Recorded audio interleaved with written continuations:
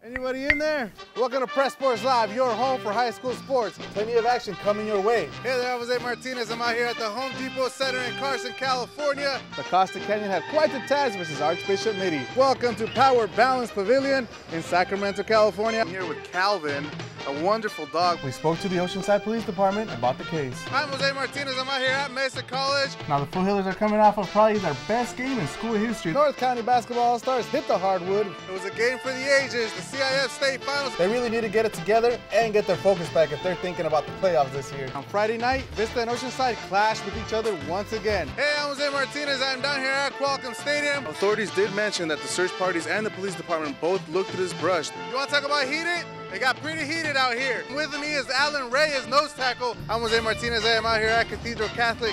Around here, they call it the Discovery Bowl. Did the Pirates step up their game versus the Wildcats? They're coming off of a huge win, a blowout over Patrick Henry. From Rancho Buena Vista High School, I'm Jose Martinez. Roll those highlights.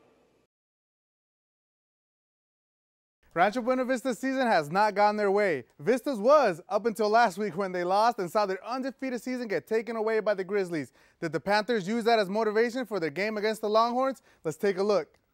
Hey there, this is Jose Martinez with Cox High School Sports On Demand, powered by Max Preps. I am reporting from the Surf and Slam basketball tournament at University City High School, where the Centurions welcomed in a team from Washington State. Thanks, John and Corinne. The Mount Carmel Sun Devils, with their star quarterback Nick Vasco, came to Valley Center ready to avenge the embarrassing blowout that they suffered at the hands of the Jaguars last year. Let's take a look whether if it was the Sun Devils or the Jaguars who kept their winning ways. Thanks, guys. Vista was one of only 2 North County teams that managed to beat Oceanside last season. Let's see if the Pirates were able to avenge that loss. As you can see, it was a great turnout down here at Balboa Park for the Race for the Cure. If you didn't get out here this year, I highly suggest you come out next year. Anything we can do to support and find the cure for breast cancer. Now, let's go out to Jose, who witnessed the battle between Carlsbad and Granite Hills. Thank you, Cindy. Neither one of these teams finished with a losing season, but they weren't exactly dominating. Granite Hills finished at 500 at 5-5, while Carlsbad barely got over the 500 mark at 6-4. It made for quite the matchup. It's the first round of the playoffs, and I got the highlights right now. Carlsbad comes out of the tunnel fast and furious. Speaking of fast and furious, I hope you buckled up for these highlights. After a Granite Hills fumble, Tanner Risley puts the Lancers up with this 7-yard TD pass to a wide-open Jacob Gordons. That wouldn't be the only turnover for the Eagles. Dylan Andrews unloads, but Langdon Lapp intercepts the pigskin for Carlsbad.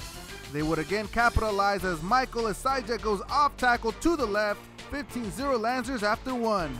In the second quarter, Risley goes to the air. He launches it to Andrew Prowl, 38 explosive yards for the score.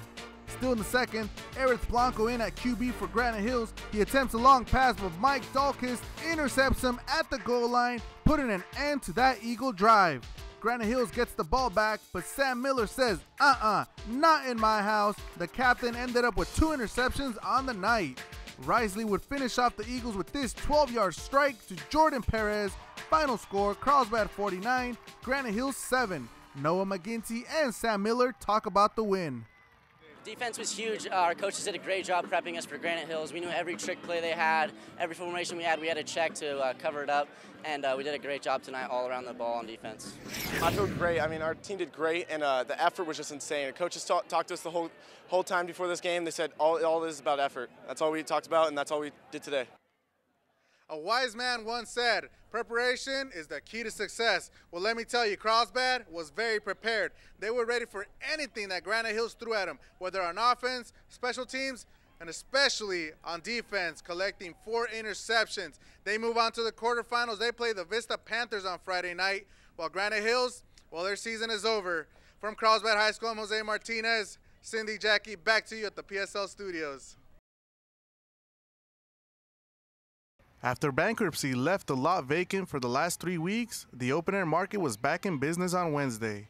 Vendor Lupita Valencia says that the hiatus was a forgetful experience. We were hurt. We were really hurt. I mean, we miss Easter, and we also miss Mother's Day. I mean, we wait for those days, you know, and so it was very devastating for us. Alan Guerra is a 3rd-generation vendor. He personally knows the importance of the market. A lot of us depend on the world marketplace for our daily living, so it's very important for us. It's very essential that we keep open. New Development Director Michael Lambert says that both vendors and the city are satisfied with the new changes. They were very happy that we were going to come in and dress the place up and really make it look very dignified, someplace that families want to come. That's what we want to draw.